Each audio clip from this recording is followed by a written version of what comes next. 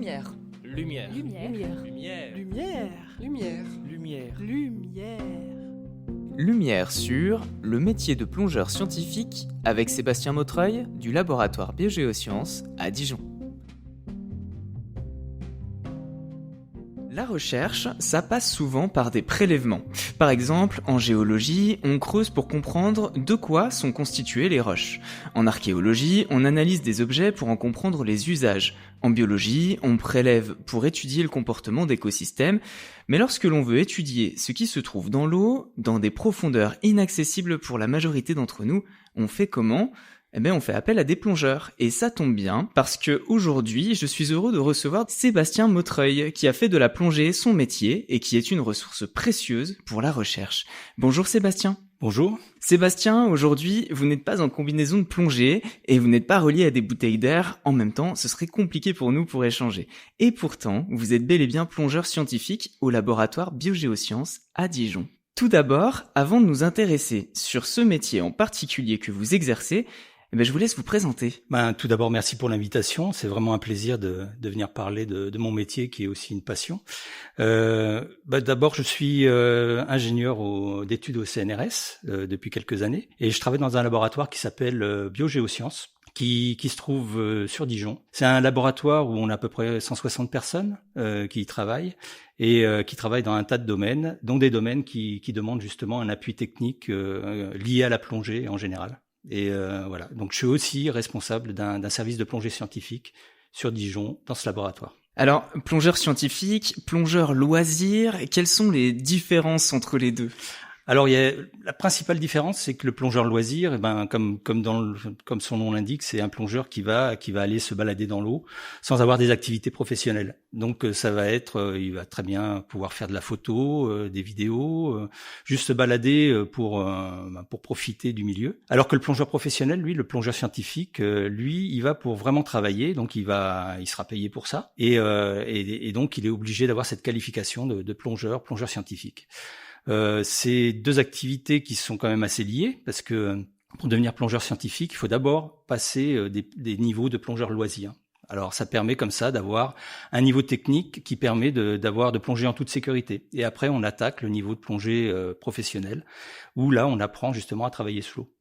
Quels sont les spots sur lesquels vous êtes envoyé et comment est-ce que vous les choisissez ? Alors tout d'abord, moi, comme je suis ingénieur au CNRS, je suis en appui technique. On va dire que c'est pas moi qui choisis, on va dire mes destinations, c'est les chercheurs qui ont des projets de recherche dans différents endroits du monde. Et par rapport à ces projets, on essaye de faire en sorte de pouvoir au mieux répondre à leurs besoins. Et donc, on peut être amené à travailler vraiment partout dans le monde.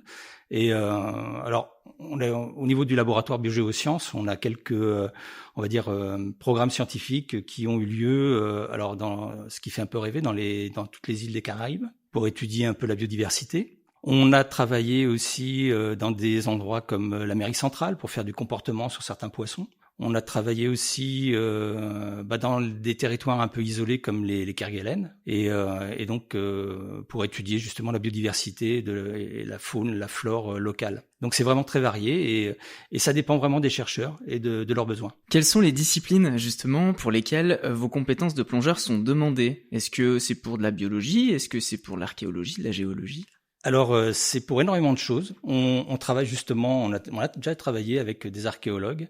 En plongée, tout ce qui est immergé demande justement à être capable d'aller relever, faire des cartes d'habitation, des relevés divers et variés, relever aussi des choses qu'on peut trouver sous l'eau. Donc on peut faire de l'archéologie, on peut faire aussi de la biologie, étudier la faune, la flore, poser des capteurs aussi pour étudier les variations du milieu qui sont liées souvent malheureusement au changement climatique et donc au réchauffement planétaire. On est aussi amené à travailler avec des sédimentologues, donc comme Emmanuelle Venin, que vous avez déjà eu sur un de vos podcasts, qui travaille à Biogéosciences.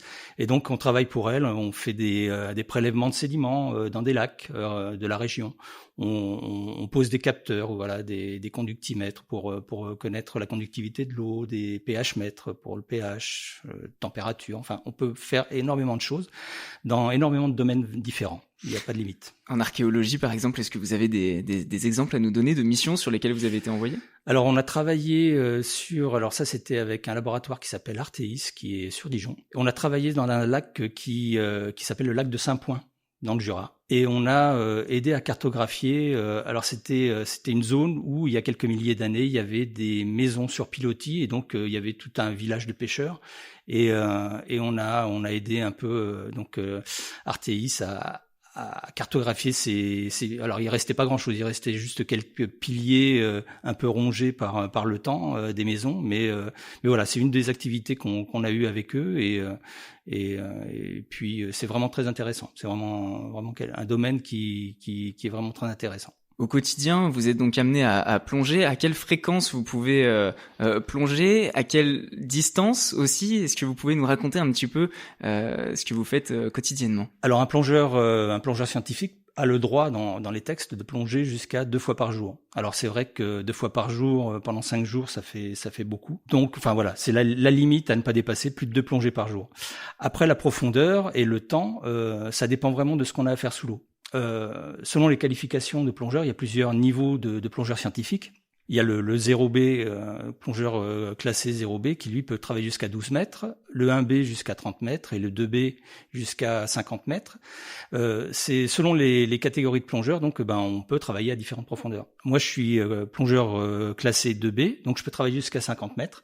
Et du coup, c'est des plongées qui sont pas forcément très longues, parce que le problème, c'est que plus on va profond, plus on sature en gaz, et donc plus on a de paliers de décompression à faire en remontant. Et donc, on peut pas rester très longtemps à ces profondeurs-là, sans risquer un accident ou un incident. Donc les plongées sont très très très différentes selon les choses qu'on a à y faire, et puis selon la profondeur, les températures de l'eau aussi, parce que si des eaux sont inférieures à 12 degrés, on ne peut pas rester aussi longtemps que dans des eaux un peu plus chaudes. Donc c'est très très varié comme temps de plongée, comme l'activité est vraiment pas définie précisément sur une semaine. Je peux pas vous dire qu'un plongeur sur une semaine fera 10 plongées par semaine. Ça c'est très variable. Ça dépend vraiment de ce qu'on a fait à faire sous l'eau et des conditions dans lesquelles on travaille. C'est un métier qui demande beaucoup d'adaptation.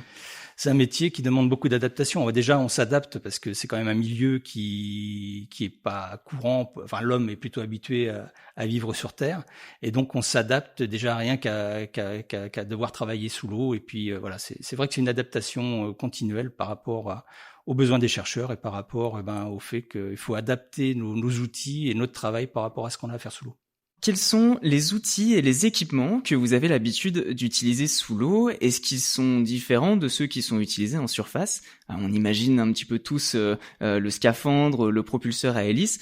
Comment est-ce que vous échantillonnez en dessous de l'eau? J'imagine que c'est compliqué d'utiliser une pioche ou un pinceau sous l'eau. Alors c'est vrai que c'est différent de ce qu'on peut connaître sur Terre. Alors déjà il y a un gros changement par rapport à ce qu'on peut connaître quand on travaille sur Terre, c'est qu'on travaille pratiquement en apesanteur. C'est d'ailleurs pour ça que les astronautes s'entraînent en piscine avant de partir dans l'espace. Donc on a un peu les mêmes contraintes que ces astronautes. Ça veut dire que par exemple, si vous voulez percer un trou sur une paroi rocheuse, quand vous commencez à percer votre trou et que vous appuyez sur la mèche sur votre perceuse, on va dire, vous reculez. La mèche va pas rentrer dans la roche, c'est vous qui allez reculer. Donc ça demande des adaptations justement. Soit on s'accroche d'une façon ou d'une autre à la roche, soit on a un deuxième plongeur qui est derrière nous et puis qui vous pousse pour justement pouvoir avoir un peu de force et pouvoir pénétrer la roche.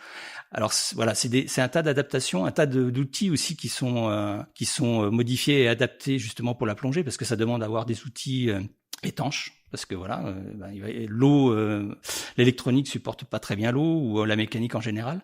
C'est des outils qu'on trouve pas forcément dans le commerce assez facilement. Des fois, on est obligé même de les adapter nous-mêmes, donc de développer des outils, faire un peu de prototypie pour vraiment avoir exactement les outils dont on a besoin pour les programmes de recherche qui sont développés au niveau du laboratoire. Et les échantillons que vous récupérez sous l'eau, à quoi ils ressemblent ?